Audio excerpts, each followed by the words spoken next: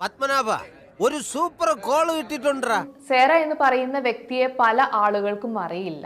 അതൊക്കെ ഇവിടെ പറയുന്നത് അതൊക്കെ എല്ലാവർക്കും അറിയുന്നതല്ലേ. സോഷ്യൽ മീഡിയയിൽ ബോൾഡ് ഷൂട്ട് ചെയ്തിട്ടാണ് സേറ വൈറലായിട്ട് വന്നിരിക്കുന്നത്. അതുകൊണ്ട് ഇപ്പൊ എന്താ? അല്ല ഒന്നുമില്ല. സോ ഈ ഒരു ബോൾഡ് ഷൂട്ടിലോട്ട് സേറെ പ്രചോദനം നൽകിയ ഒരു കാര്യം എന്താ? നിക്ക് ഏത് റൂട്ടിലേക്കാ വണ്ടി തിരിക്കണേന്ന് എനിക്കിപ്പോ മനസ്സിലായി. ഈ നോക്കിയാ എന്നെ തിരുത്താൻ വരില്ലേ? കാര്യം എന്താന്ന് വെച്ചാല് ഫിലിം ഫീൽഡിൽ നമ്മൾക്ക് കയറണമെങ്കിൽ ഒരുപാട് വിട്ടുവീഴ്ചകളുള്ള ഒരു ഫീൽഡാണ്. ഇവിടെ എന്നെ പോലെ ആത്മാർത്ഥതയുള്ള ഒരു കലാകാരന് മാനം മര്യാദയ്ക്ക് ജീവിക്കാനൊക്കത്തില്ലെന്ന് ഇന്ന് എനിക്ക് മനസ്സിലായി. അപ്പൊ ഞാൻ നോക്കിയപ്പോ ഫീൽഡ് ഔട്ടായി പോവുള്ളൂ. കാരണം നോർമലി ഇപ്പൊ ഒരുപാട് ഹേമ കമ്മിറ്റി പോലത്തെ ഇഷ്യൂസ് ഉണ്ട്. കാര്യം സത്യമാണെങ്കിലും എനിക്ക് അംഗീകരിച്ചു കൊടുക്കാൻ പറ്റുമോ? സോഷ്യൽ മീഡിയയിൽ ഇതുപോലത്തെ കണ്ടന്റുകൾ ചെയ്യുമ്പോൾ നെഗറ്റീവ് കമന്റ്സ് എന്ന് പറയുന്ന ഒരു വിഭാഗമുണ്ട്. എന്തോ ഇതെന്തോ പാര വെക്കാനുള്ള പുറപ്പാട് എന്താ വെച്ച് കാര്യം പറ. അവർ നെഗറ്റീവ് പറയുമ്പോഴാണ് നമുക്ക് കൂടുതൽ അത് ചെയ്യണം എന്നൊരു എന്റെ ഒരു തോട്ട് അങ്ങനെയാണ്.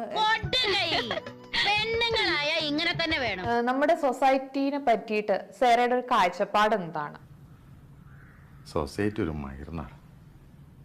വെറും പ്രത്യേകിച്ച് ഇതുപോലത്തെ ഷൂട്ട് ചെയ്യുന്നോണ്ടാണ് ഞാൻ ചോദിക്കുന്നത്. എന്താണ് തമാശയാക്കാണ്?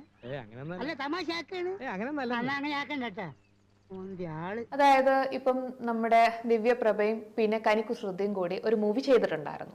അതിന് കാശുവല്ലം അല്ല.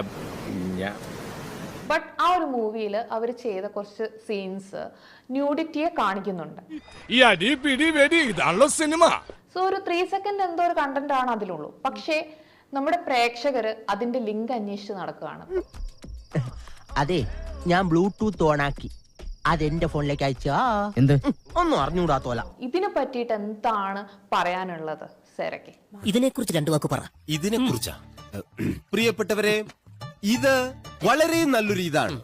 ഇതിനു വേണ്ടി എന്റെ എല്ലാ ഇതും ഞാൻ നൽകും. മലയാളികൾക്ക് അത്രയും സെക്സ് ദാരിദ്ര്യമാണെന്ന് എനിക്ക് പറയേണ്ടി വരും. അങ്ങനെ പറയരുത്. എല്ലാവരും അങ്ങനെ കാണരുത്. എല്ലാവരും അത്രക്കാരല്ല.